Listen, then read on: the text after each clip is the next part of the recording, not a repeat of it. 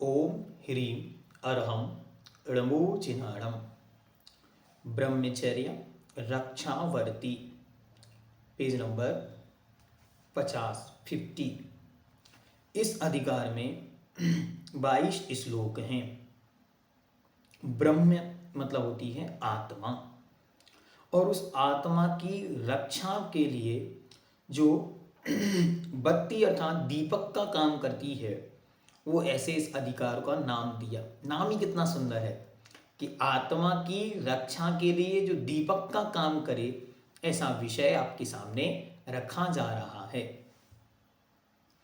यहां प्रथम था दुर्जेय। दुर्जेय मतलब जिसे जीतना कठिन है। ऐसे काम सुभट, काम अर्थात विकार, वासना, इच्छा आदि का जो योद्धा है, सुभट जिसे जीत पाना कठिन है, को जीत लेने वाले मुनियों को नमस्कार करके ब्रह्मचर्य के स्वरूप का निर्देश करते हुए कहा है कि ब्रह्म का अर्थ विशुद्ध ज्ञानमय आत्मा है। ब्रह्म का अर्थ क्या है? वह आत्मा। उस आत्मा में चर्य अर्थात रमण करने का नाम ब्रह्मचर्य है। अपनी आत्मा में ही रमण करने का नाम ब्रह्मचर्य है। यह निश्चय ब्रह्मचर्य का स्वरूप है। वह उन मुनियों को होता है जो स्त्रियों की तो बात ही क्या, किंतु अपने शरीर से भी निर्ममत्व हो चुके हैं। पर के शरीर या पर के शरीर में रमण की तो बात छोड़ो, जो अपनी निज देह से भी निर्ममत्व हो गए हैं। इसमें भी कोई स्यालनी खा रही है, कोई सिंगनी खा रही है, लेकिन उन्हें रंच मात्र भी उसकी रक्षा का भाव उत्पन्न नहीं हो रहा है। ऐसे जितेंद्रिय तपस्वी सब स्त्रियों को यथा योग्य माता, बहन व बेटी की समान देखते हैं। इस ब्रह्मचर्य के विषय में यदि कदाचित स्वप्न में दोष उत्पन्न होता है, तो वे रात्रि के विभाग अनुसार आगमोक्त विधि से उसका प्रायश्चित करते हैं। और कदाचित कोई दोष यदि नियम से किसी रूप में भी उत्पन्न हुआ है, तो जब उसका भी प्रायश्चित होता है, तो प्रत्यक्ष में उस क्रिया के रूप में करने का भाव भी कभी भी नहीं कर सकते। उस ब्रह्मचर्य के रक्षण का मुख्य उपाय मन का संयम ही है। फिर गरिष्ठ व कामोद्दीपक भोजन का परित्याग भी उसके संरक्षण में सहायक होता है। इस ब्रह्मचर्य को सुरक्षित रखने के लिए यहाँ स्त्रियों के निंद रूप व लावण्य की अस्थिरता को दिखलाकर रागपूर्ण दृष्टि से उनके अंगोपांगों को देखना, उनके समीप में रहना, उनके साथ वार्तालाप करना, इनका स्पर्श करना, इन सबको अनर्थ परंपरा का कारण बतलाया है। आइए इस अधिकार को विस्तार से देखते हैं। पेज नंबर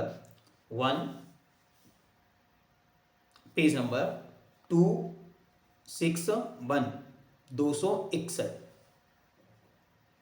ब्रह्मचर्य रक्षावर्ती।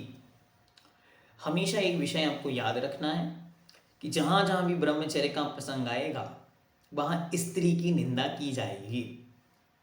कुछ महिलाएं चिढ़ जाती हैं, मुख फूल जाता है कि स्त्री को ही क्यों निंदनीय कहा। तो अच्छी तरह इस विषय में एक जीवन पर्यंत के लिए चिंतन का विषय बनाएं। क्या? पहला, कि यहाँ स्त्री के स्वरूप की निंदा की गई है, ना कि माता, बहन या पुत्री के, ना ही पत्नी के। बहुत अच्छी तरह समझना। यहाँ मात्र स्त्री में जो राग भाव है या स्त्रीत्वपना है, जिसके कारण वासना या विकार है, वास्तविकता में उस विकार परिणाम को निंद कहा, और उस विकार परिणाम में जो सहायक भूत जो स्थान है, उन स्थानों की निंदा की गई है। पहली चीज। दूसरी चीज, ग्रंथों के लेखक प्रायकर पुरुष रहे हैं, और पुरुष प्रधान संस्कृति होने से स्त्रियों के या स्त्रीत्व की निंदा पगे पगे देखने को मिलती है। अगर यही सौभाग्य किसी स्त्री को मिल जाता ग्रंथ लिखने का, तो वो क्या करती? वो पुरुष के स्वरूप की निंदा करती, वो पुरुष के काम भावों की निंदा करती। तो इसलिए आप जहां जहां भी स्त्री शब्द का प्रयोग मिले, वहां आपको पुरुष शब्द का प्रयोग करके भी उस दृष्टि को भी देखना कि हाँ, इस प्रकार से पुरुष भी क्या काम भाव से ग्रसित नहीं होता है। क्या वह मायाचारी से ग्रसित नहीं होता? होता है। लेकिन यद्यपि कुछ परिणाम कुछ जीवों में सुलभता से पाए जाते हैं, इसलिए उसका कथन उस रूप में मुख्यता से किया जाता है। इसलिए जहाँ जहाँ वह प्रसंग आए तो आपको अपने माइंड को बहुत अच्छा, व्यवस्थित और ब्रॉड माइंडेड जिसको कहते हैं, उसे रखकर उस अध्ययन को, उसको पढ़कर समझने का प्रयास करना। शुद्धता नहीं लाना मन में कि हमारी निंदा क्यों कर रहे हैं। तो आपको जब वो प्रसंग सामने आए तो हमेशा ये विचार करो कि जब हम पूजा करें, जब हम स्वाध्याय करें, जब हम सामायिक करें, जब हम कोई भी धार्मिक क्रिया करें, तब हम ना स्त्री हैं, ना हम पुरुष हैं, ना हम नपुंसक हैं, अपितु हम एक आत्मा हैं और वस्तु के स्वरूप को समझने का हम निर्णय कर रहे हैं। हाँ, पर ब्रह्मचर्य रक्षावर्ती ऐसा है, एक ब्रह्मचर्य रक्षावर्ती और एक इसके बाद अंत में आएगा ब्रह्मचर्य अष्टक। ये दो अधिकार जब हमने पूज्य श्री से आशीर्वाद लिया था तो उन्होंने मना कर दिया, बोले कि ये अधिकार संसामान्य को नहीं पढ़ाना, क्योंकि उनके मन में इस बात को लेकर क्षोभ उत्पन्न हो जाता कि ये क्यों ऐसा हमारा स्वरूप लिखा। तो जहाँ हमको लगेगा कि ये विषय आपके सामने नहीं रखने योग्य है, उसी समय हम उसको आगे बढ़ जाएंगे। ठीक है, इस बात को ध्यान में रखते हुए इसको पढ़ना है। ठीक है, आइए देखते। नहीं, बहुत अच्छी तरह जीवन पर्यंत निर्णय बनाओ कि जब जब निंदा किसी की जाती है तो वो उसकी गलतियों की निंदा है, जब जब निंदा की जा रही है उस स्वरूप से उत्पन्न होने वाली विकारों की निंदा है, जब जब निंदा की जा रही है तब उनके परिणामों के कारण होने वाले काम भाव, दुष्परिणति या पतन की निंदा की जा रही है। एक बात और मैं यहाँ पे ऐड कर देता हूं, स्त्री के स्वरूप में जो विकार परिणाम है मात्र उसकी निंदा है। स्त्री के स्त्रीत्वपने के माध्यम से बनने वाली मातत्व भाव या मांपने की कभी निंदा नहीं की गई, बल्कि उसका तो हमेशा गुणानुवाद किया। भगवान मानतुंग स्वामी जैसे आचार्य लिखते हैं कि स्त्रीणाम सतानि सतसो जनयंती पुत्रान, और आप जैसी स्त्रियों की वह वहां पर प्रशंसा भी कर रहे हैं। तो इसलिए हमको ये समझना है कि मात्र काम विकार के कारण जो पतन हुआ है उस पतन की निंदा है, और पतन स्वरूप परिणामों की निंदा है, और उन पतन योग्य स्थानों की निंदा है। मात्र इतना सा हमको समझना। ठीक है, आगे देखते हैं। श्लोक नंबर 1। जो कितने ही राजा भृकुटी की कुटिलता से ही शत्रु समूह को जीत लेते हैं। भृकुटी मतलब यह अपनी ताव, तो अपने आईब्रो को ऊपर चढ़ा के ही जो दूसरों को जीत लेते थे, इतनी जिनकी सामर्थ्य थी, उनके भी वक्ष स्थल में जिसने दृढ़ता से बाण का आघात किया, ऐसे उस पराक्रमी कामदेव रूप सुवट को जिन शांत मुनियों ने बिना शस्त्र के ही अनायास जीत लिया, उन मुनियों के लिए नमस्कार हो। कितनी सुंदर पंक्तियां कि जो योद्धा अपनी भृगुटी के माध्यम के, भृगुटी के चढ़ाव को देखकर ही शत्रुगण भाग जाते थे, ऐसे लोगों को भी जिसने बस में कर लिया, ऐसा वह कामदेव नाम का विकार परिणाम है। जिसके हृदय में बस गया वो मुनि मुद्रा को छोड़कर पतित हो जाता है, अन्य की तो बात ही क्या करें। लेकिन ऐसे भी मुनि हुए कि उस काम विकार को भी जिन्होंने जीत लिया, और उन मुनियों के सामने वो काम विकार भी हाथ जोड़ के खड़ा हो गया कि हे स्वामी हमें क्षमा कर दो। ऐसे उन मुनियों को हम नमस्कार करते हैं। जितस्तेभ्यो इतेभ्यो नमः। ब्रह्म शब्द का अर्थ निर्मल ज्ञान स्वरूप आत्मा है। ब्रह्म मतलब आत्मा। उस आत्मा में लीन होने का नाम ब्रह्मचर्य है। ब्रह्मम चरति इति ब्रह्मचर्य।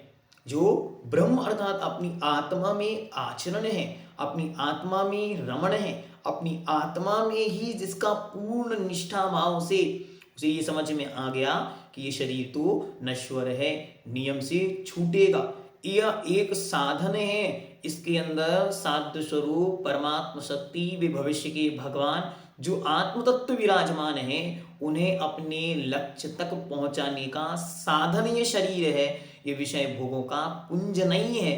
ऐसी दृढ़ श्रद्धा बना के जो उस आत्म तत्व में ही रमण में लग गए हैं, बाहर के रमणों से वे बच गए हैं। जिस मुनि का मन अपने शरीर से भी के संबंध से भी निर्ममत्व हो चुका है, उसी के वह ब्रह्मचर्य होता है। ऐसा होने पर यदि इंद्रिय विजयी होकर वृद्धा आदि युवती बाला स्त्रियों के को क्रम से अपनी माता, बहन और पुत्री के समान समझता है, तो वह ब्रह्मचारी होता है। श्लोक नंबर 3। यदि स्वप्न में भी कदाचित ब्रह्मचर्य के विषय में अतिचार उत्पन्न होते हैं, तो मुनि उसके विषय में भी रात्रि के विभाग अनुसार विधि पूर्वक प्रायश्चित को करते हैं। फिर यदि कर्मोदयवश राग की प्रबलता से अथवा दुष्ट अभिप्राय से जागृत अवस्था में वैसा अतिचार होता है, तो उन्हें महान प्रायश्चित करना पड़ता है। समझाते हुए समझा रहे हैं कि जब स्वप्न में किसी रूप में विकार परिणाम उत्पन्न हुआ, तो उसका प्रायश्चित जब आगम ग्रंथों में उल्लिखित है, तो जब जीते जागते जागृत अवस्था में तत्रूप कोई परिणति यदि बनती है, तो फिर वह तो महान प्रायश्चित अर्थात बहुत बड़े प्रायश्चित के पात्र हैं, ऐसा पूज्यवर ने कथन किया। श्लोक नंबर 4। जो बलवान सिंह निरंतर हाथी शूकर के मांस को खाता है, उसका अनुराग संभोग वर्ष में केवल एक दिन के लिए ही होता है। इसके विपरीत जो कबूतर कंकड़ों को खाता है, उसका वह अनुराग निरंतर बना रहता है। अथवा भोजन के गुण से गरिष्ठ भोजन या सूखा भोजन करने अथवा उपवास करने से उस ब्रह्मचर्य का ना तो नाश होता है, न ही उसकी रक्षा। उसकी रक्षा तो दृढ़ता से निग्रह को प्राप्त कराया गया एक साधु का मन ही करता है। हाँ, ये यहाँ पे जो पूज्यवर ने लिखा, ये अपने आप में एक बहुत बड़ी गुत्थी को लिए हुए है, लेकिन इसे समझना बहुत आवश्यक है। विषय क्या है? हर व्यक्ति ये सोचता है कि खाने पीने से सब कुछ होता है, ये हमारी इंटेंशन बन गई। यद्यपि खाना पीना बहुत कुछ हद तक उस चीज को कंट्रोल करता है, इसको हम मानते हैं, लेकिन सब कुछ भोजन पानी से ही कंट्रोल हो रहा है ऐसा नहीं। बहुत सारी चीजें हमारे मन पर आधारित हैं। यदि मन दृढ़ है तो बहुत सारी चीजें विपरीत होते हुए भी अच्छी तरह कंट्रोल की जा सकती हैं। उदाहरण दे रहे हैं, एक सिंह मांसभक्षी होकर भी संयम को धारण कर सकता है। नियमित संयमन के साथ वर्ष में एक बार संभोग की क्रिया को करता हुआ देखा जाता है। और जो कंकड़ पत्थर को चुगने वाले कबूतर हैं, वे 24 घंटे रति क्रिया में लीन हैं, उस रूप प्रवृत्ति में विकार परिणामों से ग्रसित हैं। तो रूखा सूखा खाने वाले विकार परिणामों से बच जाएंगे ऐसा कोई नियम नहीं है। और गरिष्ठ और तप्त भोजन करने वाले विषय वासना में ही लीन रहेंगे ऐसा भी कोई विषय नहीं है। भोजन क्या है? भोजन शरीर के पूर्ति के लिए, जो जठराग्नि है उसकी दीप्ति की पूर्ति के लिए, तृप्ति के लिए किया जाता है। इसलिए सबके भोजन को एक समान दृष्टि से नहीं देखना चाहिए कि किसी को भोजन करते देख के आपके मन में विकार उत्पन्न हो जाए कि ये इतना भोजन कर रहे हैं, क्या होगा इनका। नहीं, सबका शरीर अलग अलग रूप में होता है। परम पूज्य के मुख से जगत पूज्य एक प्रसंग सुनाते हैं कि आचार्य भगवान के संग में एक ब्रह्मचारी जी आए। महाराष्ट्र या कर्नाटक के वो ब्रह्मचारी जी थे, नए नए ब्रह्मचारी थे, और उनकी भूख बहुत प्रबल थी। वो व्यायाम आदि पूर्व में किया करते होंगे, और वहाँ पर दूध और चावल ज्वार बाजरा आदि का सब भोजन की सामग्री होती थी, तो सब ठीक था। जब वो यहाँ पर आए तो शायद फिरोजाबाद या इन स्थानों की चर्चा है, और उस समय जब वो संघ में आए तो इतना भोजन कैसे कोई उनको कराए। तो चौका वालों क्या, उनको भी बड़ी लज्जा आती, और चौका वालों को देख करके भी लगता कि ये क्या कर रहे हैं, खाने बैठे तो पूरा डब्बा खा ली, अब कैसे काम हो। तो उन्होंने अपना भोजन धीरे धीरे कम कर दिया। धीरे धीरे कम करने से पाचन तक शक्ति तो प्रबल रही, और भोजन की मात्रा कम होने से उनको एक पेट की बहुत बड़ी बीमारी हो गई, और धीरे धीरे वे समाप्त हो गए। तो इसीलिए किसी के भोजन को देखकर ये निर्णय नहीं हो सकता कि इस जीव के किस प्रकार का परिणाम है। भोजन किसी रूप में उनकी पाचन शक्ति पर निर्भर करता है। इस बात को अच्छी तरह समझना। ये श्लोक महत्वपूर्ण है। 4 नंबर निग्रह का मतलब होता है उसे दबाना, दूर होना, हटना। मूल गुणों का तथा शक्ति के अनुसार उत्पन्न होने वाले शेष उत्तर गुणों का विधि पूर्वक रक्षण करना, यह ज्ञानी मुनि का बाह्य मनः संयम कहा जाता है। इससे फिर अंतरंग संयम उत्पन्न होता है, जो चैतन्य और चित्त के एक रूप हो जाने से शाश्वत सुख को उत्पन्न करता है। ठीक है, सर्वत्र बाह्य और अभ्यंतर ये दोनों ही कार्य कारण के जनक होते हैं। हमेशा ये ध्यान रखने योग्य कि जहां जहां भी कोई कार्य हो रहा है उसमें दो कारण हैं, हेतु द्वया विस्कृत कार्य लिंगा। हर काम दो कारणों से होता है, एक तो उसका बाह्य कारण होगा और एक उनका अपना अंतरंग कारण है। जो जो भी परिणति हो रही है, चाहे हमारे मन में कैसे भी विचार आ रहे हैं, चाहे हमारे अंतरंग में कैसी भी परिणति चल रही है, चाहे कैसे भी कोई कषाय कर रहा है, कोई प्रेम कर रहा है, किसी को देखकर अच्छे भाव आ रहे हैं, किसी को देखकर बुरे भाव आ रहे हैं, किसी को सुनकर आनंद उत्पन्न हो रहा है, किसी को सुनकर कषाय उत्पन्न हो रही है, तो आप हमेशा ये ध्यान रखो हर कार्य को दो कारणों से हो रहा है। पहला उसका अंतरंग कारण है, दूसरा उसका बाह्य कारण है। यहाँ जो मुनि महाराज के या ब्रह्मचारी के भोजन, उनको स्त्रियों से दूर रखना या उनकी स्त्रियों का त्याग, राग रंग का त्याग आदि का रूप जो 28 मूल गुण आदि दिए गए हैं, वे मात्र उनके बाह्य संयम की रक्षा के साधन हैं। क्यों? जब बाह्य में ही संयम नहीं होगा तो अंतरंग संयम तो तीन काल में कभी नहीं होगा। इसलिए बाह्य संयम के होने से चित्त में एकाग्रता आएगी, चित्त में दृढ़ता आएगी, जिसके कारण उनके परम ध्यान हवेरी, उनके परम ध्यान रूप अवस्था अर्थात अपम्मी रहो आत्मा, आत्मा में लीन होकर निश्चय ध्यान आदि की स्थिति बनती है, जिसको ही अंतरंग संयम कहा गया है। 6 नंबर, जिस प्रकार मद्यपान मनुष्य के चित्त को भ्रांति युक्त कर देता है, उसी प्रकार स्त्री भी उसके चित्त को भ्रांति युक्त कर देती है। फिर भला उसकी संगति से मुनि थोड़े से भी विताचरण की संभावना कहाँ से हो सकती है? नहीं हो सकती। इसलिए जिनकी बुद्धि संसार परिभ्रमण से भयभीत हुई है तथा जो तप का अनुष्ठान करने वाले हैं, उन संयमी जनों को समस्त स्त्री जनों के त्याग में महान प्रयत्न करना चाहिए। इस विषय को बहुत अच्छी तरह सुनना और समझने का विषय है। भगवान पूज्यवर भट्टकीर देव ग्रंथराज मूलाचार में लिखते हैं, सुनो, बड़े बड़े गणों को धारण करने वाले भी स्त्री के चपल नैनों से बच नहीं पाते, फिर सामान्य की बात क्या करें। ये पंक्ति है मूलाचार ग्रंथराज की। तो यहाँ इस पंक्ति को पढ़ो, ये कह रहे हैं चित्त को आकुल व्याकुल करने रूप परिणति बाहर में उत्पन्न होती है। इसलिए क्या करो, इसे एक जीवन पर्यंत के लिए एक सिस्टम बना के चलो। क्या कि त्यागी वृत्तियों से हमारा एक डिस्टेंस हमेशा मेंटेन रहे, संकल्पबद्ध रहो हमेशा, कभी भी उस रूप परिणति हो ही ना पाए, स्थिति कभी आए ही ना। हमेशा देखो जितने भी केसेस देखने में आते हैं, उन केसेस में क्या होता है, वो माता रानी कितने बजे गई, वो पहुंची कितने बजे, 2 बजे। अब आप ये बताओ, आप एक महिला हैं, आप एक स्त्री हैं, आपको वहां उतने समय जाने की आवश्यकता क्या थी? तो एक संकल्प आप सबको करना है जीवन पर्यंत के लिए।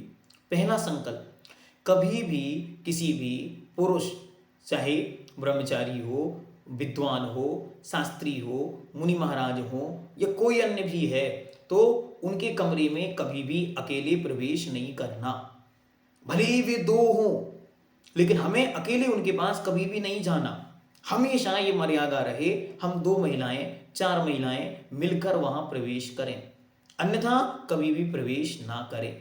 ये हमारा संकल्प हो, हमें एक दृढ़ता अपने अंतरंग में विकसित करनी कि हम लोग इस तरीके का माहौल समाज में विकसित करें जिससे कभी इस प्रकार के अपवाद देखने में आए ही ना।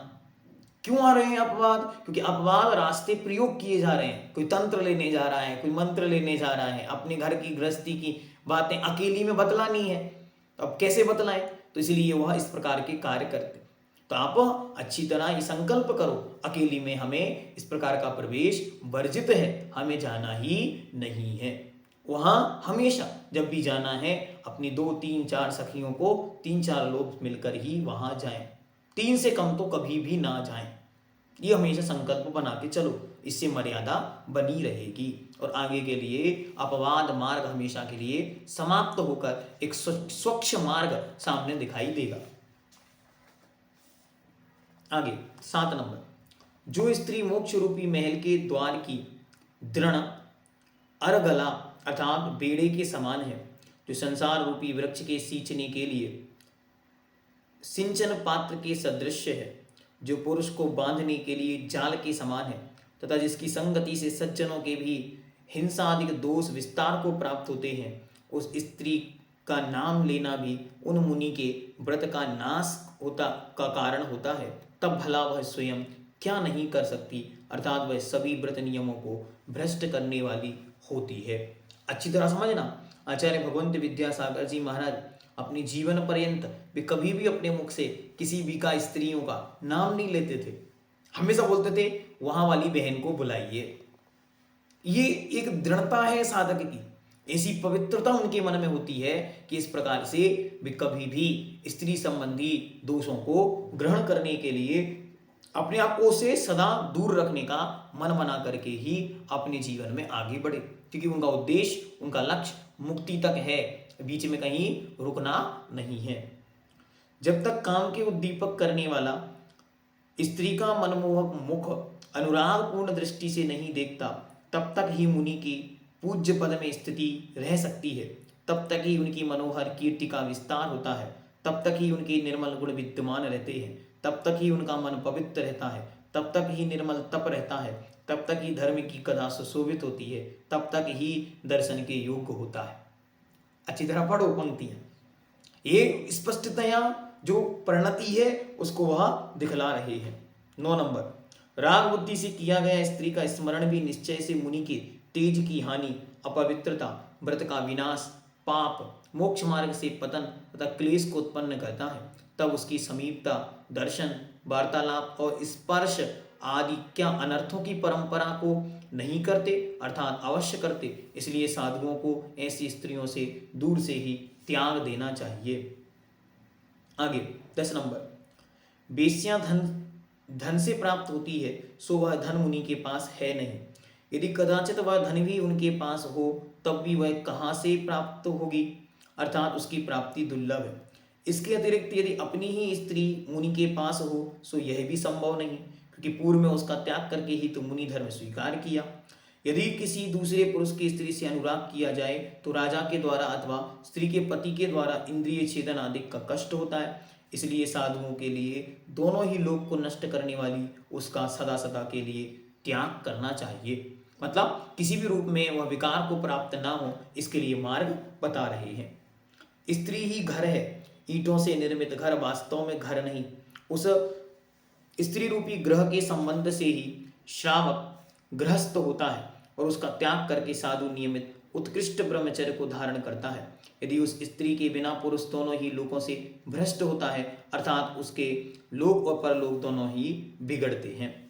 यदि 2 दिन ही भोजन आदि का सुख प्राप्त ना हो, तो अपने सौंदर्य पर अत्यंत अभिमान करने वाली उन स्त्रियों का शरीर मृत के समान हो जाता है। स्त्री के संबद्ध शरीर में संबद्ध लावण्य भी विनश्वर है। इसलिए हे मुनि, उसके शरीर में संलग्न कुमकुम और काजल आदि की रचना को देखकर तो मोह को प्राप्त मत कर। इस प्रकार मुनि को संबोधन कर रहे हैं कि उनका जो शरीर है वह नियम से मलिन है और नियम से नाश को प्राप्त होने वाला है।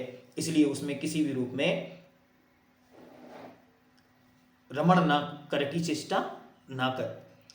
पूर्व समय में जिस स्त्री शरीर के आगे कदली स्तंभ, कमलनाल, सुवर्ण, चंद्रमा और नील कमल आदि प्रतिष्ठा को प्राप्त नहीं हो सके हैं, वह शरीर अवदेपवश मरण अवस्था को प्राप्त होने पर शमशान में फेंक दिया जाता है और पक्षी उसे उधर नोचकर छत विक्षित कर डालते हैं। तब ऐसी अवस्था में उसे देखकर भय को प्राप्त हुए लोग नाक को बंद करके शीघ्र ही छोड़ देते हैं। तब उससे अनुराग करना तो दूर रहा, किंतु उस अवस्था में उसे देख भी नहीं सकते।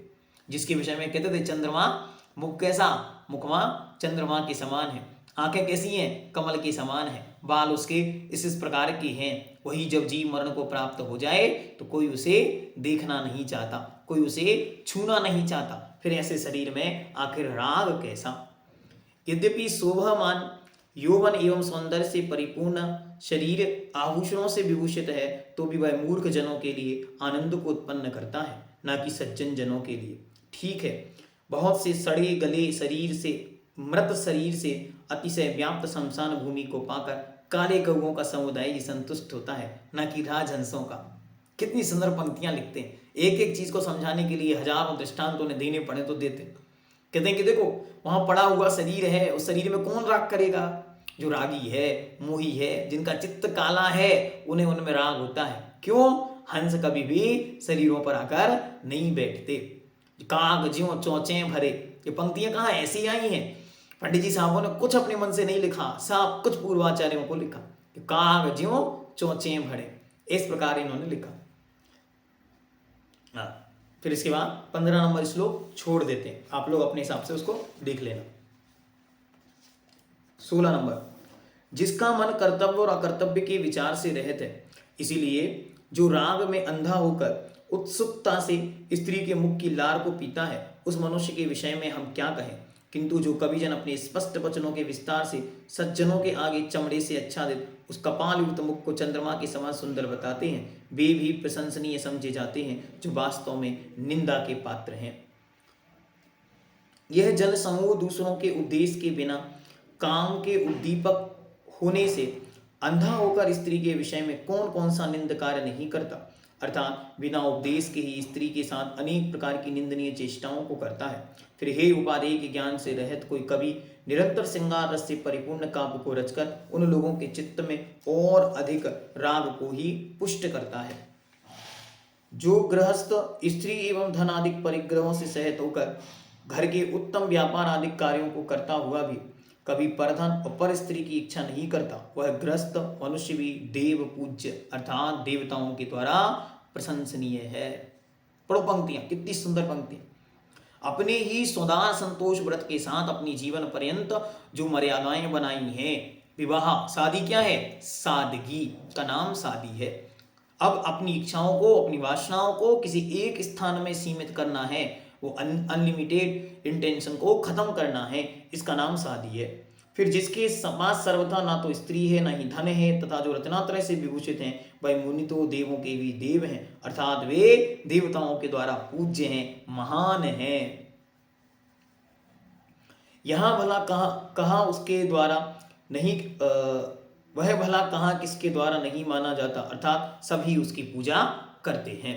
19 नंबर, यहाँ स्त्री आदि के बिना जो दुख होता है उसको नष्ट करने के लिए लोग उक्त स्त्री आदि को स्वीकार करते हैं, किंतु उन स्त्री आदि के निमित्त से जो सुख होता है वह वास्तव में पर के अधीन होने से दुख ही है। इसलिए विवेकी जन परिणाम में अहितकर एवं प्रमाण में अल्प उस विषय जन्य सुख को छोड़कर तत्वदर्शियों के उस अनुपम सुख को स्वीकार करते हैं, जो आत्माधीन है, नित्य है, रमणीक है, स्वाधीन है, आत्मीक है एवं पाप से रहित है। पाप कर्म परवशे शांते दुःखैरन्त ऋतोदय, और पाप बीजे, ये सब पाप का बीज है, ऐसा जानकर वे मुनिजन उन्हें छोड़ देते हैं। 20 नंबर, जो मनुष्य शोभायमान यौवन की पवित्र शोभा से संपन्न ऐसी स्त्रियों के हृदय में चिरकाल तक निवास करते हैं, वे सौभाग्य आदि गुणों एवं आनंद के स्थानभूत पुण्य से युक्त होते हैं। जो मनुष्य शोभायमान यौवन की पवित्र शोभा से संपन्न ऐसी स्त्रियों के हृदय में चिरकाल तक निवास करते हैं, वे सौभाग्य आदि गुणों एवं आनंद के स्थानभूत पुण्य से युक्त होते हैं, अर्थात उन्हें उत्तम स्त्रियां चाहती हैं, वे पुण्यात्मा पुरुष हैं। परंतु अभ्यंतर नित्य से ज्ञानमय ज्योति को शरीर से भिन्न दिखने वाले जिन साधुओं के हृदय में वे स्त्रियां कभी भी निवास नहीं करती, उन पुण्यशाली मुनियों के वे पूर्वोक्त स्त्रियों के हृदय में रहने वाले पुण्यात्मा पुरुष भी नमस्कार करते हैं। कहते हैं वे पुण्यशाली है पुरुष जिन पर स्त्रियां मोहित होती हैं, जिनका रूप सुंदर लावण्य बहुत सुंदर है, ऐसे पुरुषों को स्त्रियां देखकर अपना सर्वस्व मान बैठती हैं। ऐसे पुरुष भी उनके चरणों की वंदना करते हैं जो सर्वथा स्त्रियों का त्याग कर देते हैं। ये कहलाती है ब्याज स्तुति, मतलब कुछ कहकर कुछ वर्णन करना। तो यहाँ पे कुछ कहा जा रहा है और कुछ को समझाया जा रहा है, एक तीर से दो निशाने वाली बात कर रहे हैं। तो कह रहे हैं कि वे पुरुष पुण्यशाली हैं जिन्हें स्त्रियां सौभाग्य मानती हैं, जिनको पाकर वे भी उन मुनियों के चरणों में नमस्कार करते हैं। 21 नंबर, संसार में जो मनुष्य पर्याय दुर्लभ है, बहुत दुखों के समूह से व्याप्त है, अपवित्र है, अल्प आयु सहत है, उसके अंत मरण का दिन अल्पज्ञता के कारण ज्ञात नहीं किया जा सकता। तथा जिसमें वृद्धावस्था के कारण बुद्धि प्रायः कुंठित हो जाती है, उस मनुष्य पर्याय में भी तप किया जा सकता है तथा मोक्ष पद की प्राप्ति इस तप से होती है और वास्तविक सुख उस मोक्ष में ही है। यह विचार मन में विचार करके मोक्षाभिलाषी मनुष्य को इस दुर्लभ मनुष्य पर्याय में निर्मल तप करना चाहिए।